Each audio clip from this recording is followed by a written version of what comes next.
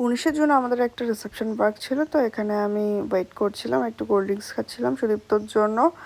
আর আজকের দিনটা আমার সত্যি খুব বিজি একটা শিডিউল গেছে, তো টাইমের থেকে আমার একটু লেট হয়ে গেছিলো কারণ প্রচণ্ড বিজি ছিল সকাল থেকে আমার।